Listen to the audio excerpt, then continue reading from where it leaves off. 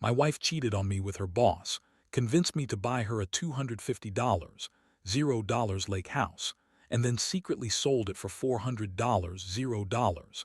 Now she's suing me for half the sale and claiming I stole $100, $0 from our joint account during our divorce. I never thought I'd be the guy sitting here, writing this all out, but after everything that happened, I feel like I have to.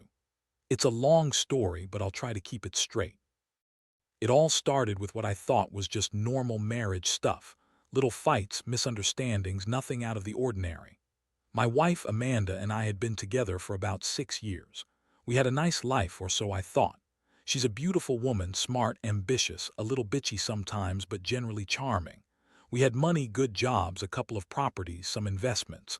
We were comfortable, or at least I thought we were. About 3 months ago, things started feeling weird. She was more distant, secretive. She'd go out for girls' nights and come back late, acting like she was exhausted, but I could tell she was hiding something. I'd catch her sneaking her phone around, deleting texts. She'd get defensive if I asked about her whereabouts or her phone. I didn't want to jump to conclusions, but I knew something was off. Still, I kept quiet, thinking maybe she was just stressed at work or something.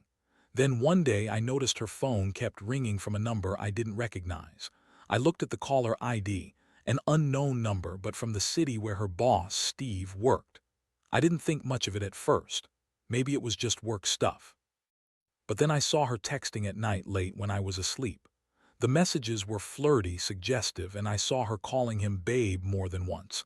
That was the moment I knew she was cheating on me with her boss. I was stunned. My stomach dropped.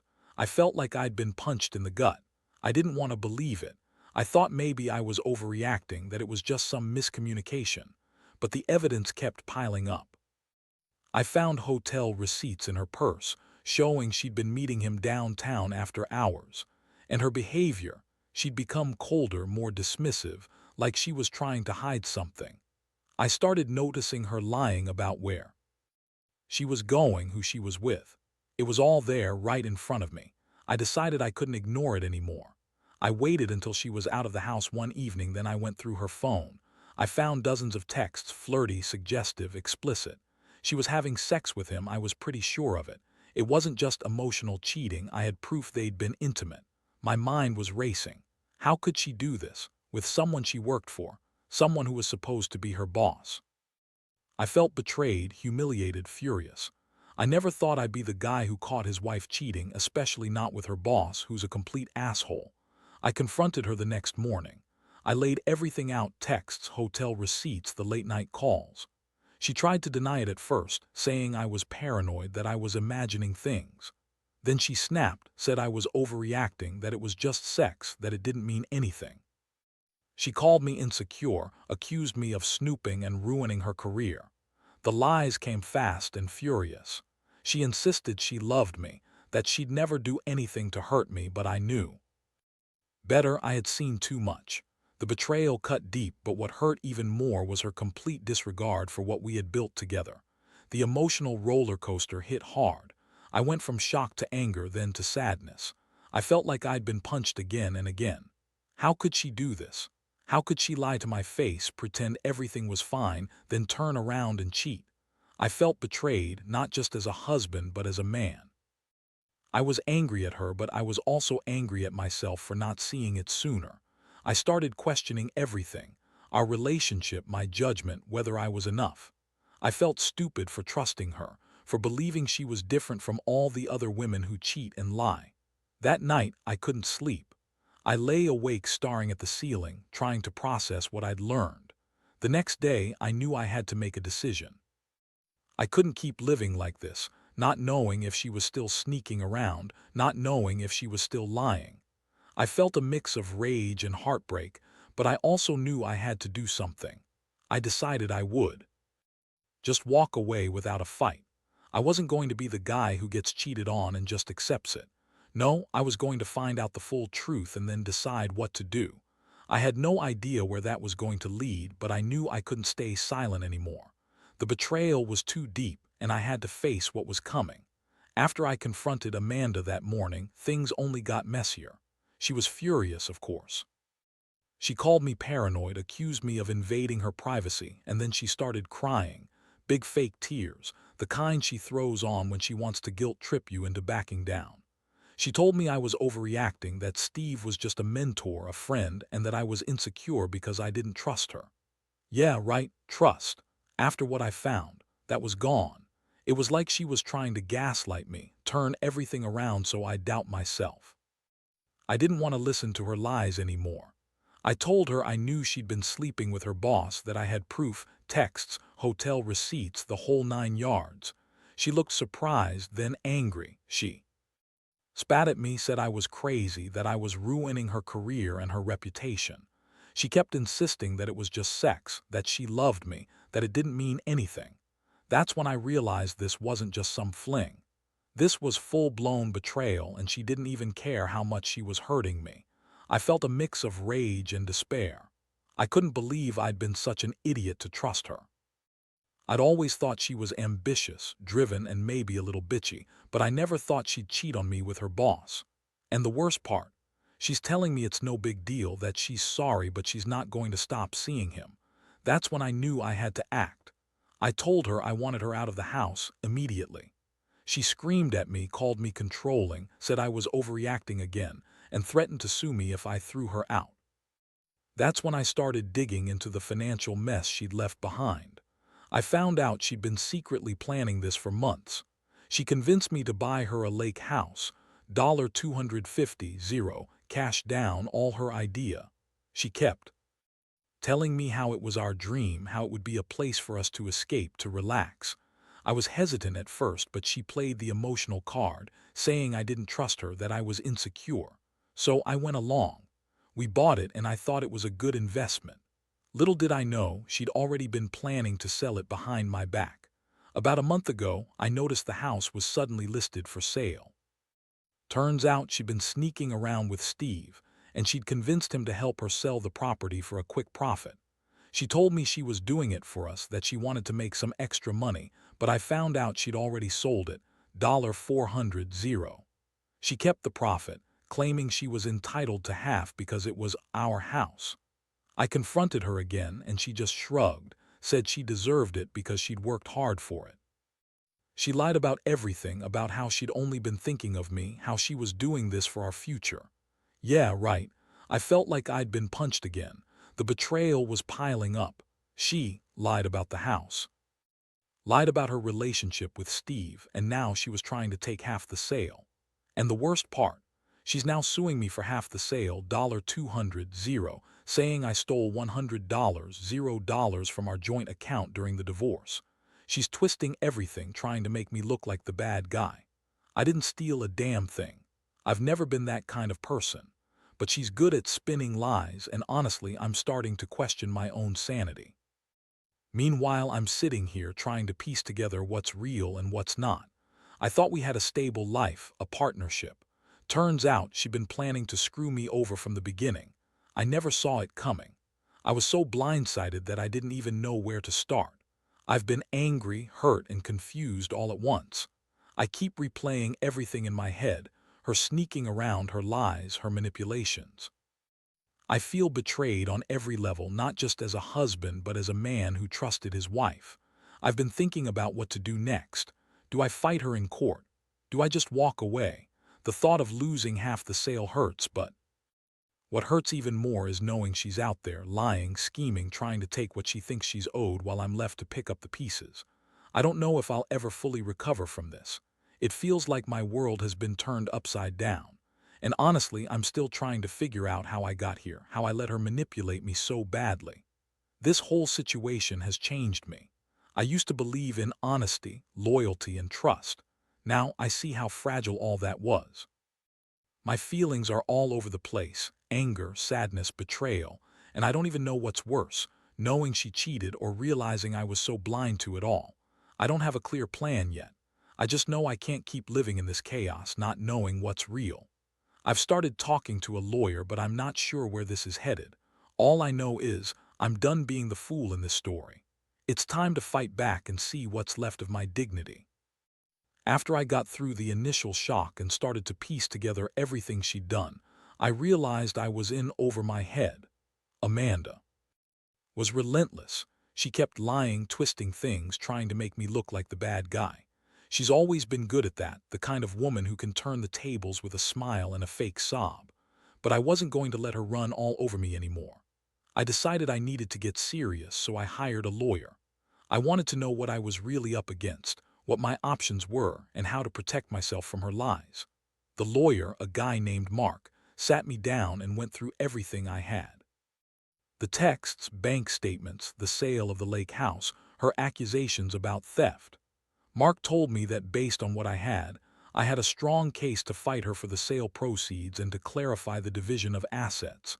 But he also warned me that she'd probably come back swinging with her own accusations, maybe even try to pin something on me just to muddy the waters. That was fine. I was ready for a fight. I knew she'd do whatever it took to win, especially because she's always been good at manipulation. Meanwhile, she kept up her act of innocence, pretending she was the victim. She was still calling me controlling and paranoid, claiming I was obsessing over her and Steve.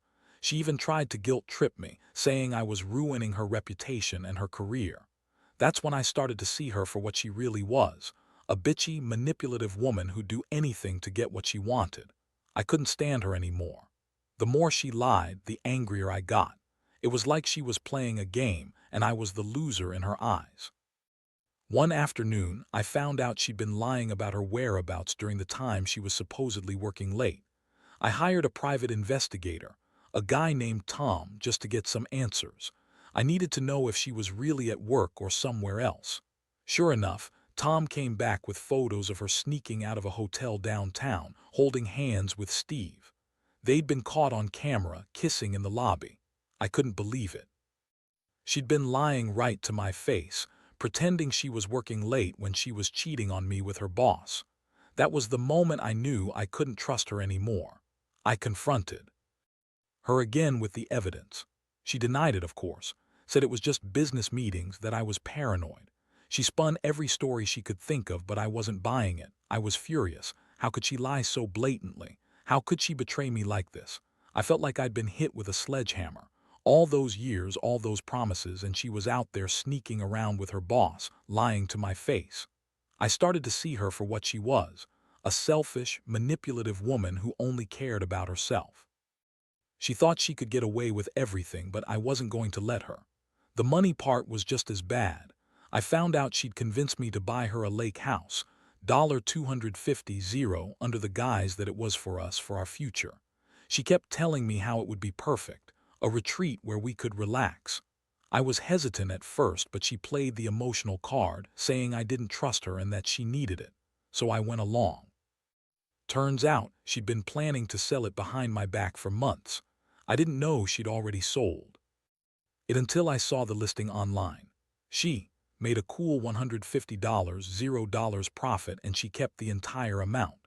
The audacity, she told me she was entitled to it because she worked hard for it. I was floored. How could she be so callous? And then came the lawsuit. She's now claiming I stole $100, $0 from the joint account during our divorce, and she's suing me for half of the sale of the lake house. She's trying to spin everything to make herself look innocent, but I see through her lies. I never stole a cent. I've been trying to keep things civil, but she's pushing hard, trying to take everything she can get. I feel like I'm fighting a losing battle, but I refuse to give up. I've got nothing to hide. If she wants to drag me through court, I'll fight her tooth and nail. The emotional toll has been brutal. I can't sleep most nights. I keep replaying everything, her cheating, her lies, her manipulations. I trusted her and I thought she was different. Turns out, she's just a selfish bitch who wanted everything for herself. I've been trying to stay strong, but it's hard.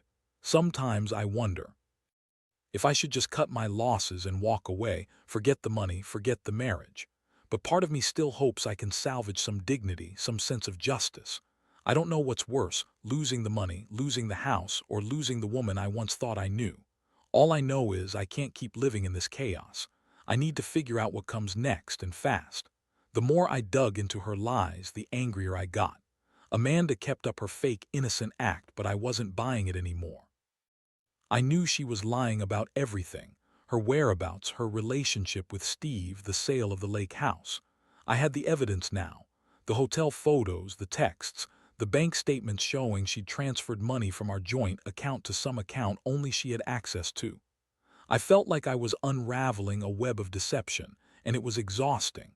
I sat down with my lawyer, Mark, again, to go over my strategy. We decided to file for full custody of the house and to contest her claims about the sale and the money. I wanted to make sure she couldn't just take the profit and run. Mark also warned me that Amanda might try to spin the story in court, claiming I was abusive or that I stole money from her, just to muddy the waters. I told him I was prepared for that. I wasn't going to let her get away with ruining me financially and emotionally. I was determined to fight for what was rightfully mine. Meanwhile, Amanda's attitude only got worse. She was relentless, calling me controlling, possessive, and accusing me of being jealous of her relationship with Steve. She said I was paranoid, that I didn't trust her, that I was trying to ruin her career. Every time I tried to confront her with new evidence, she'd turn it around, call me insecure, say I was projecting. She'd even accuse me of stalking her, which was hilarious because I only found out the truth through the help of a private investigator. I knew her game and I was done playing along. One day, I decided to confront her directly about her lies. I told her I had enough, that I wasn't going to be played anymore. I told her I knew she'd been sleeping with Steve, that I had proof. Her reaction was classic. She looked surprised, then angry. She yelled at me, calling me a stalker, a control freak, and a jealous husband who couldn't handle her success. She told me I was ruining everything, that I was the one who was insecure and possessive. Honestly, it was like talking to a wall. Nothing I said seemed to matter to her. She was so good at lying and manipulating that I wondered if she truly believed her own bullshit.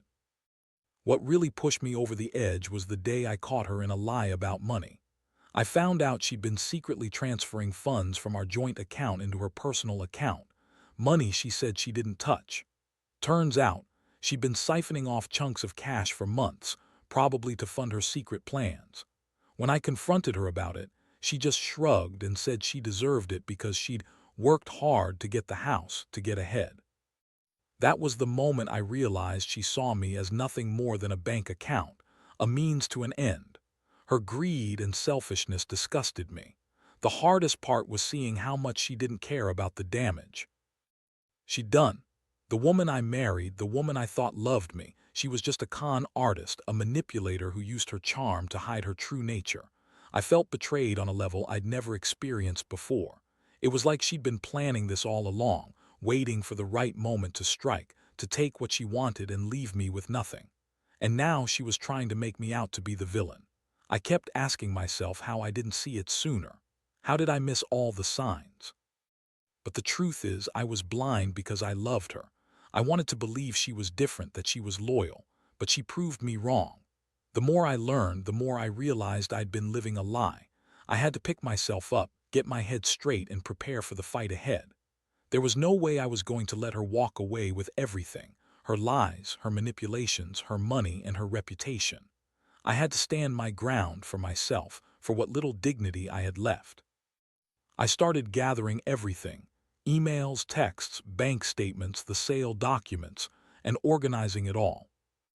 I knew this was going to be a long legal battle, but I was ready. I didn't want her to get away with this. I wanted her to be held accountable for what she'd done. I also knew I had to protect myself emotionally. I couldn't keep living in this chaos, this betrayal.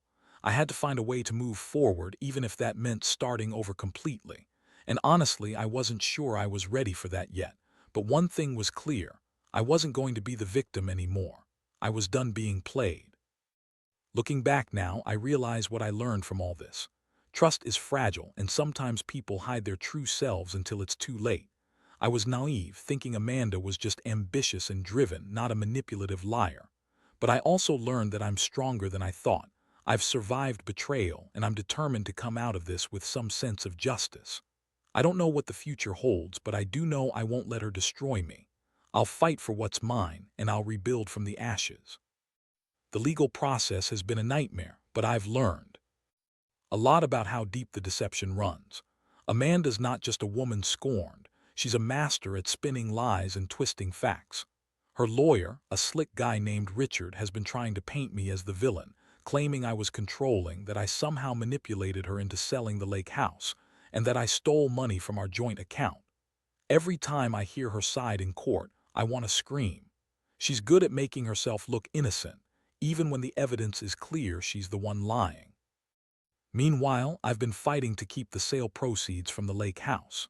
The court documents show she sold it for $400, but she's demanding half of it, $200, claiming I owe her that because she deserves her fair share.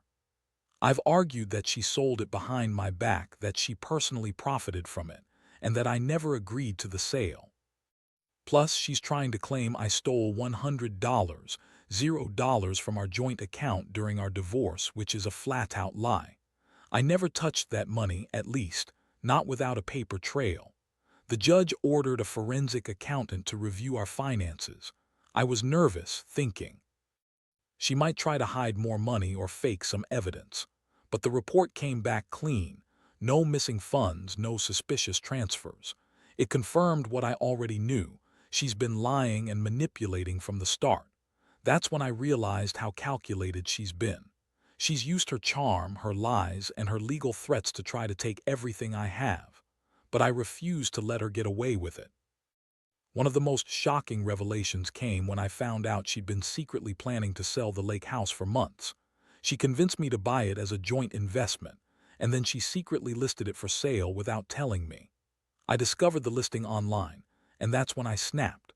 I confronted her again, and she just shrugged, claiming she was entitled to the profit because she'd worked so hard. She even tried to argue that I was an absentee husband who didn't care about her or the house. That hurt. She made it sound like I was the bad guy for not noticing her sneaking around and selling our property behind my back. The court proceedings have been intense. I've been called to give testimony multiple times, and Amanda's lawyer has been relentless, trying to discredit me at every turn. She's accused me of being controlling, of trying to sabotage her career, even of stealing money, things I know are lies. I've kept my cool, but inside I'm boiling. I know the truth, and I know she's trying to spin it to her advantage. I just want to get to the end of this mess so I can start rebuilding my life. Throughout all this, I've been reflecting on how much I trusted her. I used to think she was ambitious, maybe a little bitchy, but loyal. Turns out she's been a master manipulator. The worst part, she convinced me to buy her a lake house, $250, under the pretense that it was for our future. She played the emotional card, saying I didn't trust her, that I was insecure. I was hesitant, but she made me believe it was a good investment, that it was for us. Now I see it was just another way for her to get her hands on more money. She's also claiming she's owed her half of the sale because she put in the work, even though she secretly sold it and kept all the profit. And the lawsuit about the missing $100, that's just her desperate attempt to muddy the waters. I've explained repeatedly that I didn't steal a thing, but she's trying to make me look like a thief, a liar, a controlling husband. I've never stolen from her, and I've always been honest, until now when I realize I was blind to her true nature. The emotional toll has been heavy. Sometimes I feel numb, other times I'm overwhelmed with rage. I keep asking myself how I let things get to this point. How did I miss all the signs? How did I trust someone who clearly was only out for herself? But then I remind myself I did the best I could with what I knew. Now all I can do is fight for what's rightfully mine, protect my assets, and try to move past this nightmare. I've started thinking about my future without her. I don't know what comes next, divorce, maybe, or some kind of settlement. But I do know I won't be her victim anymore. I've learned that even the most charming, ambitious women can hide a dark side. Trust is fragile, and once it's broken, it's almost impossible to repair. I'm trying to rebuild my life, piece by piece, and stay focused on what really matters: my sanity, my dignity, and my future. If there's one thing I've learned through all this, it's that the truth will come out eventually. And when it does, justice will follow. The court case dragged on for what felt like an eternity. Every hearing, every deposition, Amanda's lawyer trying to twist the narrative to make me look like the bad guy. She even brought up my past mistakes, tried to paint me as controlling and obsessive, as if that somehow justified her betrayal. But I stood firm.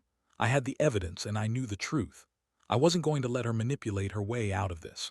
Finally, after months of legal battles, the judge made a ruling. It wasn't perfect, but it was fair. The court awarded me the full proceeds from the sale of the lake house, $400, and dismissed her claim that I stole from the joint account. She was ordered to pay my legal fees and was denied half the sale because she'd sold it without my consent. The judge also dismissed her lawsuit, claiming I stole money, citing clear evidence that I had not. It felt like a small victory, but a victory nonetheless. I finally regained some sense of control. In the aftermath, I felt a strange mixture of relief and emptiness. I had won legally, but emotionally I was drained. Amanda moved out of the house, and I took some time to breathe, to process everything. I realized I'd been living in a fog of betrayal and lies for so long that I'd forgotten who I was. Slowly, I started rebuilding my life, focusing on my work, reconnecting with friends, and trying to find some peace. The pain of betrayal doesn't just disappear overnight, but I learned to live with it, to accept that sometimes people reveal their true selves only when it's too late. Looking back, I see how much I was naive. I trusted her because I loved her, but love isn't enough when someone's only out for themselves. I learned that money and trust can be easily destroyed when greed and selfishness take over. The lake house, the sale, the lies, they all taught me a harsh lesson about the importance of vigilance and self-respect. I also learned that I'm more resilient than I thought. I survived her betrayal and I'm still standing. Now I'm focused on moving forward. It's not easy, and I still have days when I feel angry or hurt, but I know I can't let this define me. I'm rebuilding my life from the ground up, and I'm determined to do it better this time. I want to trust again someday, but only after I've learned to recognize the warning signs. I want to find someone who genuinely cares, not someone who plays games and manipulates for her own gain. Most of all, I want others to know, don't ignore the red flags. Trust your instincts. When something feels off, dig deeper. Because once the trust is broken, it's almost impossible to repair, and the damage goes far beyond just money or possessions. It's about your heart, your dignity, and your sanity. This entire experience has been a brutal wake-up call, but I've come out the other side stronger. I don't regret standing up for myself, fighting for what's right, or facing the ugly truths. Because in the end, honesty and integrity matter most, more than any house, any money, or any lie. And I'm finally starting to believe I can rebuild my life on those foundations.